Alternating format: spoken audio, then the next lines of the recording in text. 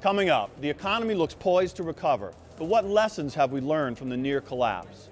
Can we trust fund managers who rode the bubble too long? And why we may not only need to think globally, but also invest that way. It's time for Money Talks America.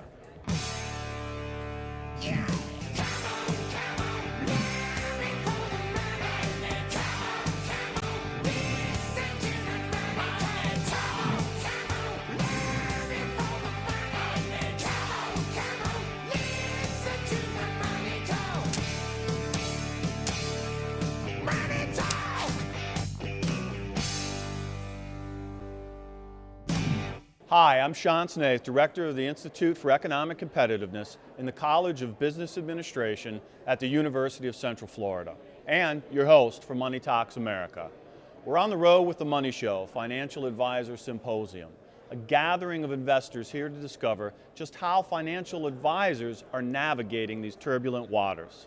The most recent jobless report underscores just how far we need to climb to get out of the economic hole from this ongoing recession. Unemployment has hit double digits for the first time in over a quarter century, while the number of job cuts still far exceeds any new job growth. Are the green shoots of recovery going to die off? Ed Hyland had a chance to speak with an economist who's quite bearish on the economic outlook. Sean, Dr. Gary Shilling has written for Forbes magazine. He's the president of Gary Shilling and Company, consisting of economic consultants and investment advisors. I asked him exactly what he thought was going to be happening in the coming months with this market. Big banks are now wards of the government. They've basically been bailed out, and the Obama administration is moving to bail out the regional and community banks because they're the big lenders to small business. They're stuck with a lot of commercial real estate, but they're going to get taken care of too. But it really puts the real weight on the consumer. Consumer's 70% of GDP. And the consumer, if the consumer doesn't spend, then I don't think we're going to get any big V-shaped bottom in the economy. Now that's what's in stock market. The assumption is that we're going to have tremendous recovery next year, and you need that to get the earnings growth that justifies stocks where they are now, much less at higher levels. And I'm of the opinion that theory follows fact. The fact was that we got a strong rebound in stocks. You have to have a theory as to why it is justified, and that is the V bottom. I don't think consumers, though, are going to go back to their profligate ways. In my view, they have ended a 25-year borrowing and spending binge. They're now on a saving spree that'll last probably a decade. They've run out of borrowing power. They've exhausted the money they pulled out of their houses. Houses have obviously collapsed in price. The equity isn't there anymore. Stocks they relied on earlier before houses took over in the 80s and 90s. It was stock appreciation that fueled oversized spending. And on top of that, the post-war babies need to save for retirement and haven't. I think we've had a watershed change. The tectonic plates have shifted, and consumers are now in a very different mode. And another test of the S&P at 666 or lower? Well, I think it could go because right now, if we don't, here'd be my scenario. If we get weak Christmas sales, and I think that's the next guidepost, if consumers are retrenching, we probably will. Then people will start to say, gee, we're not going to have that strength in the economy and in earnings in 2010. And that's where I think the whole justification for this rally goes away, and we could go back to the 666 level on the S&P 500 or even lower before things get straightened around. And the recession, in effect, could stretch into the middle of next year. And there's an axiom about you don't buck the market. The market has still been going up. Oh yeah, I mean, you know, like Richard Nixon discovered, don't fight the tape. No, you don't. I mean, in terms of our investment portfolios, we're largely on the sidelines, just waiting patiently, because I just don't believe that this rally is substantiated by the economy as I see it. Now, again, I could be dead wrong, and that's always a possibility, but I don't think that's there. So give us the scenario that you see. If the Christmas sales do not hold up and the market realizes, oh, this recovery is not occurring as fast as it should, then where do we go into 2010? Well, at that point, and we're seeing the groundwork laid, the administration and Congress come back with a second big stimulus program.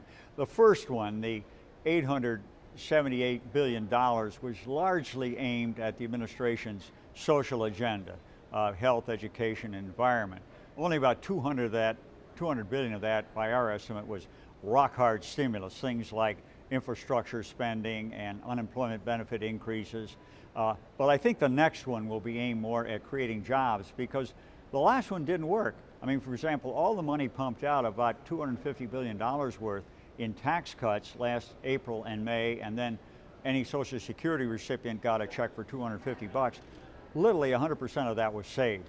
And interestingly enough, the tax cuts did not go to high-income people. There was a cut up $250,000 for those filing jointly, and most of Social Security, of course, went to middle and lower income people. That's important because higher income people are the people who traditionally do the big saving. They weren't involved, so it was middle and lower income people who were doing the big saving in this case. So tax cuts really haven't worked. I would assume the next round they're going to be more trying to just create jobs, credits for business to create jobs, further extension of unemployment benefits. That was just passed by Congress, doing things that they think will put people to work and try to get them to spend money. But at the moment, you know, consumers are doing what they really ought to do, which is save. They haven't in 25 years, but it's what Keynes called the paradox of thrift. You know, it's good to save individually, and people haven't. They need to rebuild their balances. They need to have contingency funds. But when everybody saves, nobody spends, the economy is weak. As an investor, I'm sure you're asked this a lot, but where do I make money now? Is there any place where you can make a few bucks? It's kind of hard, I think. The upside to me is getting awfully shaky. It's come so far so fast, and again, I don't think the substantiation is there. If we see things turn around, you know, eventually there's a bottom. I continue to be very favorably impressed with Treasury Bonds. They have been rallying since June, and previous to that, when stocks were up, Treasuries were down in price, up in interest rates, but they've been rallying since June, and I think they may be telling us that the economy is in trouble, continuing in trouble, and also that we are in a chronic deflationary environment. We've had deflation in the last year. You look at either the consumer price index or the producer price index, that's clear. We think we've got chronic deflation, just too much supply, not enough demand in the world on a long-term basis. And I keep coming back to the consumer. U.S. consumer accounts for 17% of total global GDP. Consumer is what's driven not only this economy for 25 years, but the rest of the world, because for every 1% increase in consumer spending, our imports, the rest of the world's exports, go up 2.8%. It's almost a 3 to 1 multiplier in effect. So I think that's the place to watch. And if the U.S. consumer is retrenching, it sure makes a whale of a difference in the outlook for the economy, both here and abroad.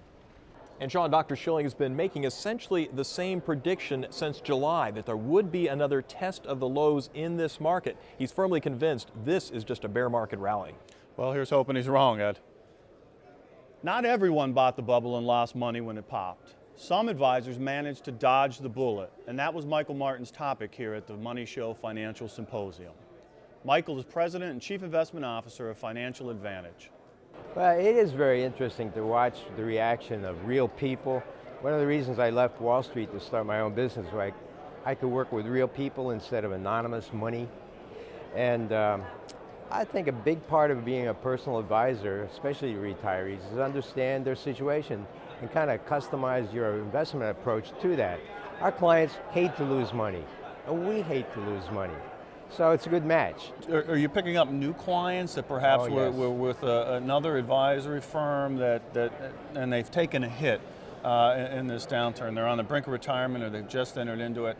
Mm-hmm. How do you recoup? How do you help them? I mean, what do you do to get these people out of it? It's a tough situation. It isn't tough, and that's a good question, because we actually had to create a different service for people who had, mostly they weren't from other advisors, they were do-it-yourself investors, because we came out of an environment where you could. You know, for 21 years, the stock market only went down twice, -5% and -3%. Average return was 18% a year. You didn't have to be a genius or have a lot of credentials to do okay. Yeah. Well, we're finding now that people are coming to us who in 2008, beginning of this year, lost half their money, half of their life savings. And so we take that challenge on when we decide to serve them. And what we found was we used to have, you know, a $10,000 a year minimum fee, so it would only work for retirees who had $1 million portfolio, roughly. But the people who were coming in had $1 million and lost it. We said, we still need the help here. Let's make something reasonably priced. So we separated financial planning from investing. We have an investment-only service now that we can help retirees with. If they want some planning on the front end, we can just charge hourly for it instead of building it into the fee. So we have what we call a sterling service. And people come to us now with 400,000 that used to have $1 million. And we do have to start talking about the spending patterns first. You just have to understand what's the right kind of risk profile for this person, because their temptation is to try to catch up, which means to crank up the risk, which also means I have to help them understand that risk does happen. Right. It's not a theory. And now they're sober enough from the last experience to know that. So we try to work on the spending first and then try to create a portfolio that can protect what they have and try to make it productive instead of catching up. So you do this, you restructure, you have to address spending, I mean, because these folks, their retirement stories change significantly, very much. And their spending profile has to change. I mean, in Florida, you know, we've suffered because we've seen the influx of retirees really choked off. A lot of people that were on knocking on retirement's doorstep. Some of your new clients, like I said, have seen their portfolios nest eggs cut in half. And sometimes they can't sell the big house that was part of the plan. That doesn't help either. Yeah. So, I mean, can they still meet their dreams? Or are they just delayed? Very often they can. I'll take one example, and it's not an isolated story. We have a lot of clients in their 60s, early 70s, who've spent a lot of their resources helping adult children. And I'm not talking about disabled children. I mean, we have those too, but kids that maybe it's just real hard to watch them swinging in the wind, and it is. I have adult children, I know. And sometimes when you help them see the reality of their own spending, how they'll be out of money in 10 years if they keep this up, we have a family meeting and everybody says, yeah, we all got to suck it up a little bit. And it's not just about, you know, buying lower cost meals or anything. Sometimes it's a big part of the building blocks that you can move around.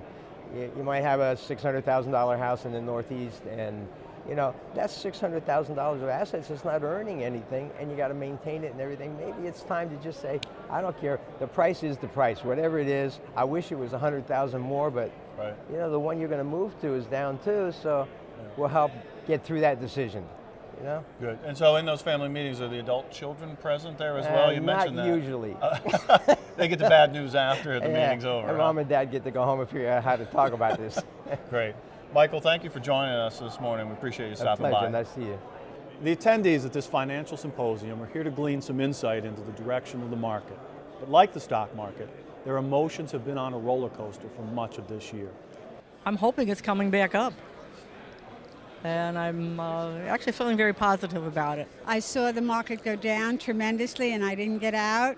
And then I saw it go up and I got excited. And then I saw it go down last week. And I have no idea with this bill, that health bill they want to pass, $1.3 trillion, where are they going to get it from? And our people in the stock market, where are they going to put their money? Because we've been through the worst, but is it going to get better? The mixed feelings are expected, as these days many people's 401ks look more like a 201k. Well, maybe a 301k with the market's partial recovery. But many experts feel investors don't manage their pension and retirement accounts as actively as they should. Tom Chapane is president of ReviewMy401k.com, an investment service. Tom, what are you telling your clients now? We're optimistically cautious towards the end of the year. Next year is a big question mark. What really concerns us is inflation. We know the Federal Reserve has put a lot of money into the economy. There's a lot of liquidity out there. There's a huge amount of debt. Somehow they're going to have to rein that debt in. Eventually they're going to have to raise interest rates. If we get inflation or hyperinflation, that could spell bad trouble for the stock market. We could revisit the lows that we had before. It is a possibility. We hope it doesn't happen. For years, the financial advice was get a good portfolio, buy and hold. Does that strategy still work in today's economy? We're not proponents of buy and hold. We feel that once an employee, and for that matter, an investor has a nice gain, there's nothing wrong with taking profits on that gain. As long as there's a saying in the investment world, the trend is your friend until it ends. And I really believe that aside from being a market timer, we're not market timers, but we do believe that when times are good, let's try to capture the upside of the market and be good. But when things are shaking and start collapsing like it did a couple years ago, let's get our employee clients out of the way of the train wreck. A lot has happened in this recession year. What are you telling your clients about the next few months? It's one of the things that we look at is how is the economy going to shape up, and we're a little bit worried about it. So probably towards the end of this year, more towards the beginning of the year, we're going to become defensive. Thanks, Tom. We'll see whose crystal ball is most accurate soon. Global investing is usually considered an important part of anyone's investment portfolio, but some are saying the world's economies are going to rebound and expand much faster than the economy here in the U.S.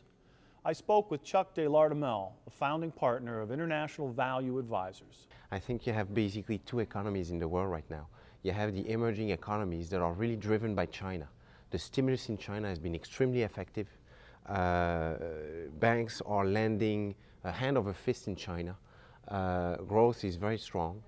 And you contrast this with what's happening in the US and in Western Europe, where authorities have pushed banks to lend as much as possible, yet they are not lending. In fact, the loans are contracting in developed countries.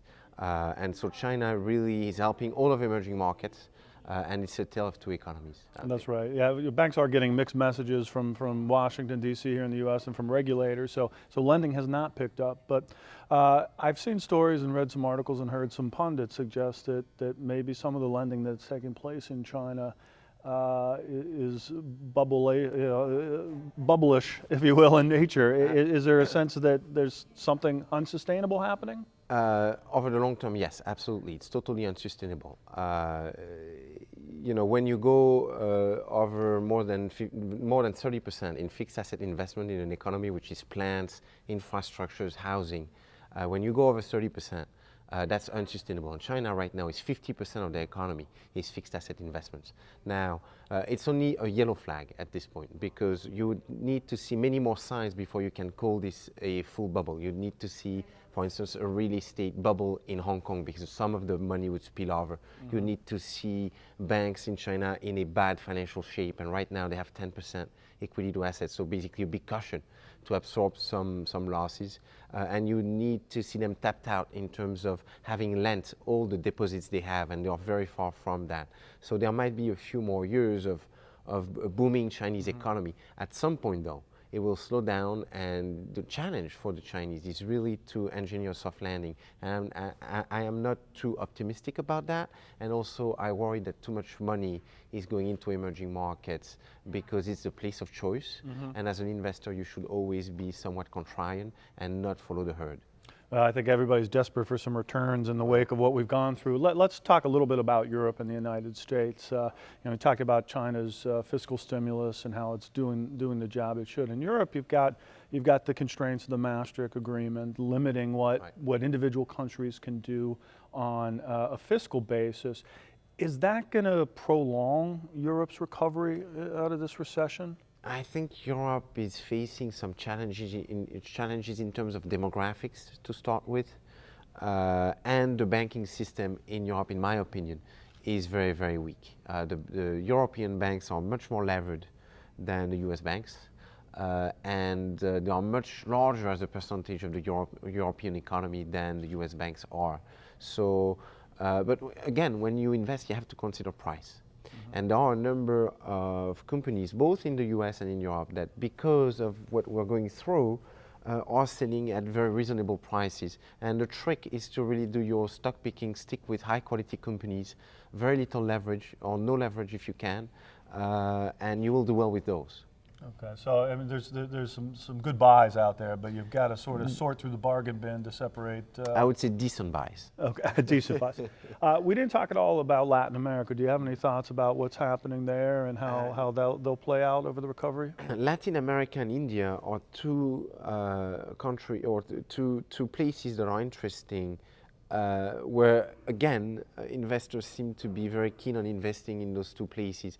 The issue we see there is the same issue we saw in 2006 in the US, is that the valuations at first blush appear reasonable, but then you look at the margins of these companies, and what you find out is that those companies are extremely profitable, both in Brazil and in India.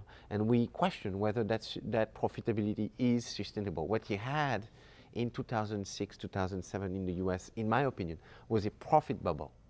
And that's why so many investors missed it, because it looked like valuations were reasonable. But that's because you had an earnings bubble. And I see the same type of earnings bubble developing now in emerging markets. I think it's a matter of years before it becomes a full-fledged bubble. Yeah, timing of these things is always difficult. Let's talk about the U.S. for a while. We've seen a pretty substantial run-up from the bottom of the stock market. Now, is this rally out of steam at this point? We've talked to some of your colleagues here at the Money Show. Some believe that we will retest the previous lows at the market, which is a pretty bearish opinion. But those sort of scenarios aside, we're around 10,000 on the Dow here, a little bit north of that. Can we continue to grow without the firm economic fundamentals solidifying in this economy? Well, I'm not in the business of predicting stock markets, but what I can tell you is what you should expect from these levels going forward with a 5 to 10 year view. And there I expect, from these levels, I expect very pedestrian returns in the US and in developed stock markets. The reason is simple. If you look at market capitalization, the total value of the market, compared to GDP. GDP is production, so we'll say GDP is really sales. So that's a price to sales ratio. And the long-term average has been, since World War II, about 90%, 90. 90% is 1,100 on the S&P, so very close to the levels we are here today.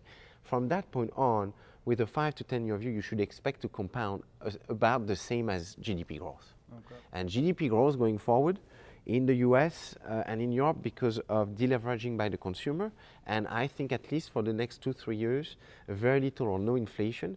GDP growth I expect to be fairly subpar from the second half of next year. We are having a bump right now because companies are restocking, we're off the bottom. So we have a nice bump probably going through the first half of 2010. And I worry after that we only compound at 3 to 5%. So you should have very, very modest expectations from here in terms of returns for the stock market. I think so. I think we saw a bit of a relief for the rally. There's a lot of stimulus in place in the U.S. economy, and so that's carrying us forward. Well, thank you very much for sitting down and speaking with us today. It's been our pleasure. Well, you're welcome, Sean. Here at the Money Show Financial Symposium, we've looked back at past mistakes leading into the recession, where we stand now, and why global stocks are a sector to watch. We heard from the experts here, but I've got a few opinions of my own as well. I'll be back to share those with you in just a moment.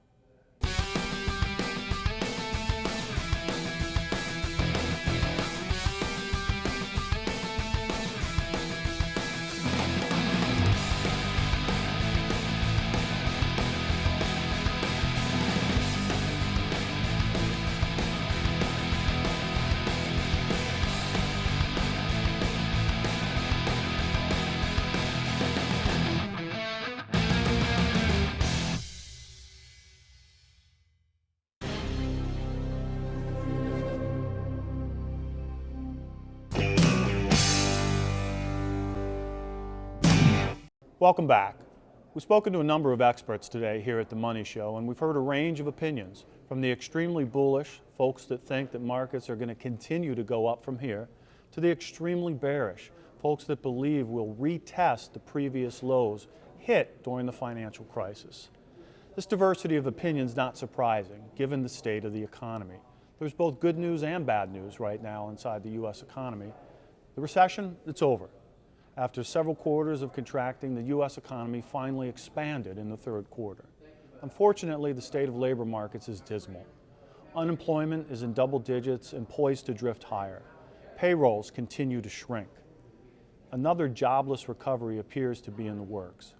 All of these things are going to ultimately feed back into markets and to determine what happens with this rally. Will it continue? The path that our economic recovery follows will directly impact the performance of financial markets in the months and years ahead. We'll see you next time on Money Talks America.